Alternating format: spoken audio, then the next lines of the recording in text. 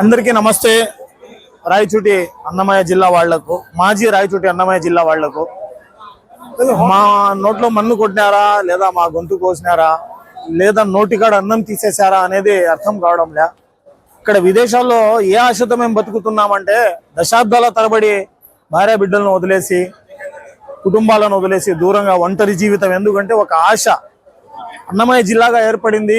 ఇప్పుడు కాకపోతే ఇంకా 2 ఏళ్లకో 3 ఏళ్లకో ఏదైనా పరిశ్రమ వస్తాదేమో, ఏదైనా ఫ్యాక్టరీ వస్తాదేమో, లేదా ఏదైనా ఒక ఇన్స్టిట్యూషన్ వస్తాదేమో, ప్రభుత్వ కార్యాలయాలు వస్తాయేమో, వాటిలో మాకు ఉపాధి దొరుకుతుందేమో అని చెప్పి ఒక ఆశ ఉన్నింది ఈ 3 ఏళ్ల నుంచి. ఎందుకంటే ఆల్మోస్ట్ ఎస్పీ ఆఫీస్ కానీ, కలెక్టర్ ఆఫీస్ కానీ, వివిధ జిల్లా స్థాయి కార్యాలయాలన్నీ రాయచోట్లో ఉన్నాయి.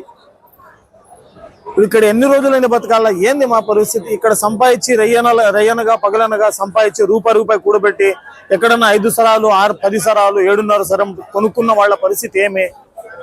దేని మీద ఏ ఆశతో కొనుక్కున్నామంటే ఇక్కడ గల్ఫ్ జీవితం వద్దు, ఇంకా వెళ్ళిపోయి కూర్చున్న తర్వాత అది ఎమ్మి ఏదైనా బిడ్డకు పెళ్లి చేసుకుందామా, లేదా ఏదైనా ఎక్కడైనా ఇల్లు కట్టుకుందామా అనేది ఒక ఆశ ఉన్నింది.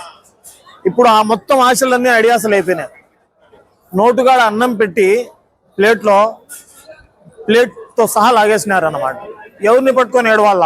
ఏ పార్టీ నాయకుడిని పట్టుకొని ఏడవాళ్ళ? ఇప్పుడు ఏ పార్టీ నాయకుడిని పట్టుకొని ఏడవాళ్ళ? ఏ నాయకుడిని నిందించాలా?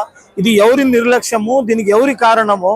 అందరూ మంచోళ్లే, కానీ జరగాల్సిన తప్పు జరిగిపోయింది. అందరూ మంచోళ్లే, జరగాల్సిన తప్పు జరిగిపోయింది. అన్యాయం అయిపోయినాము, బలైపోయినాము. ఎవరైతే అతిగా బాధపడతా ఉన్నారో వాళ్ళకి ఎటువంటి నష్టం లేదు. పెద్దోళ్లకు, బాగా బలం ఉన్న వాళ్లకు, డబ్బు సంపాదించుకున్న వాళ్ళకి ఏం బాధ ఉంది? నష్టపోయింది, నాశనం అయిపోయింది ఎవరు? సగటు రాయచోటి వాసి, సగటు రాయచోటి పౌరుడు సర్వనాశనం అయిపోయినాడు అనమాట. మాకు ఈ కన్నా ఉండింటే కన్నా ఏదో ఆశతో అట్లాగే తాలూకా ఉందిలేని రోజులు గడిచిపోతున్నాయి.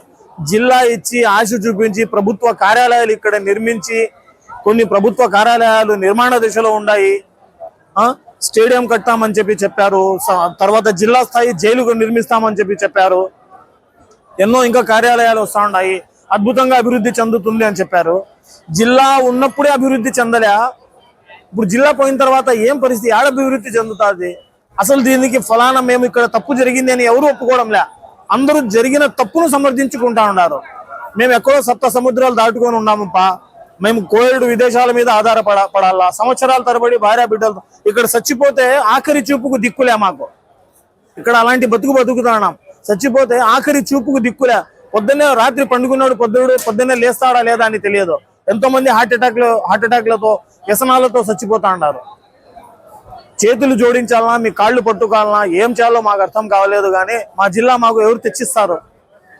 మీరు తెచ్చిందిలే పాడులే. జిల్లా అయితే పోయింది, నాశనమై. ఇంకా ఏం చెప్పాలని అర్థం కావడంలే.